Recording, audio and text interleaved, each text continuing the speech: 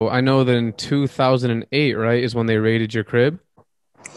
Yeah, wow. So taking it back. Yeah, 2008. I moved I moved out to Pittsburgh. Basically, me and Attack are from Buffalo.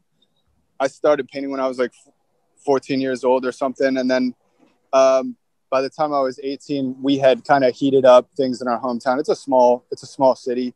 One of our close friends, this kid that writes Obvious, caught like a felony case, and they kind of just they kind of just fry graffiti writers in small towns. You know, if you're painting a lot in your hometown, and people know you, that could happen. So I moved to Pittsburgh. He moved to New York. I'm talking about Attack now, uh, and uh, and I painted there for. I think I lived there for a total of 8 months, and then got raided in 2008, and which eventually led to my conviction, which is all circumstantial evidence, unfortunately.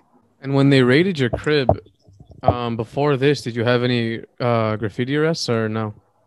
Yeah, I had one arrest when I was 16, and it was for graffiti. All of my arrests actually I've only been arrested for graffiti. I have one, shoplifting charge. I think I got caught stealing a pair of sneakers or something like that when I was really young. But um, besides that, only graffiti charges. So before the raid, you had only so the raid was your second time being arrested for graph. Yeah, I believe so, actually. Or I might have had, it's interesting to say arrested for graph because like I had been arrested for like a trespassing charge or something like that, but like it wasn't the raid also I guess it's kind of weird. I didn't get arrested when I got raided. They came and they raided my apartment and they took everything and they were like, we know where you work. We know, your home address in Buffalo. We've already talked to the police in Buffalo. Like, you know, it is what it is. We're going to talk to you in the future. But they had an investigation going. And also these aren't like the brightest, sharpest cops in the world. You know what I mean? They're the ones that are covering graffiti cases. So I think that they just had a weird, unique way. Like they must have just been like, we don't have all the evidence to charge him right now, but we could go raid his crib. I want to go meet the guy type of thing. You know what I mean? Like they're those types of cops are just weird cops. Yeah. So you were 22 years old when you were sentenced to prison? I think I was 21. 21. 21. How did you feel at that time? Like, I can't imagine someone at that age is like, that's the beginning of their life. What did you even think about that? Wow, that's an interesting thing to say. The beginning of life at 21. I feel like I don't know. I sort of feel like mine began a little bit earlier than that, but Hmm. it is very early.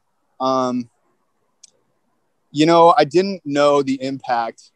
Like looking back at it now as like a 33-year-old man, I didn't know the impact of what was happening while it was happening, and I didn't really understand, the intricacies of like the legal system or anything like that either. So, I was poor. I didn't have support at the time. I mean, I had support from friends. Like I don't want to say that I didn't have like loving people in my life or anything, but just in terms of like money, like I just didn't have the money to really deal with what had happened or what was happening at the time. Um, but I mean, I could tell you about what the feeling is like when the gavel comes down and you walk into or the cuffs go on and like that's it. It's a very surreal feeling. I remember like walking down into the first cell that they put me in, and like I was wearing like an all black suit because I didn't really know how to like dress again. Like I'm a poor kid, right? So I like tried my hardest to dress fly, but I was wearing all black. And I remember like walking into the cell and like everybody else was down there. And some of these guys are here. They're here for all different reasons. But people started clowning me for like dressing like a waiter basically. And I was like, I had just they didn't know what my situation was. They didn't know that like, I hadn't even spent like longer than like a couple nights in jail before that. So they didn't know that like I was fearful. They didn't know that I was like, sad. They didn't know any of that shit. People were just like, yo, did they just pick you up like working at a restaurant or something like that? And I was like, it's just weird. You're just kind of like, all right, this is happening to me. I'm just going to address the situation in front of me. So I had to address like people like kind of cutting up and just kind of start relaxing as much as I could. I was like, this this is it for the next year. So I don't know. We'll see what's next. Yeah, that is something else, man. When they raided, so when like going back to the crib thing, you weren't the lease that you had on it, your name wasn't on it, right? Nah, my name wasn't on it. So How'd you how know did that they actually? it was in some interview or something, like I did my homework, but Oh, how did they go about finding it? nice, I know nice. they did they did a stakeout on you, what? Yeah. So if your name isn't on a lease, all the police have to do is they have to prove that they don't even have to prove that you're a resident. They have to prove that you come and go there. Actually, this is kind of one of the things that has to do with the Breonna Taylor case. They just kind of watch your crib and see what's coming and going. They could watch, how many packages you're getting. So for me, what they did was they just, I guess, parked somewhere on the street. Somebody did, and watched me come and go for 3 days to prove residence. I read this in one of the police reports later on, and that kind of blew my mind. But again, like, these are just kind of loser cops. You know what I mean? Like they're who would do such a thing really with their time? Like that's pathetic. But at the same time, it I guess that's what they had to do to prove it. But for other writers, they should know. You know what I mean? Just keep your eyes peeled, I guess. Don't be too paranoid, but also like this is so uncommon. This type of thing doesn't happen in a ton of cities. It was really like an isolated incident, I feel like. So like even me giving advice to other writers about how to avoid arrests.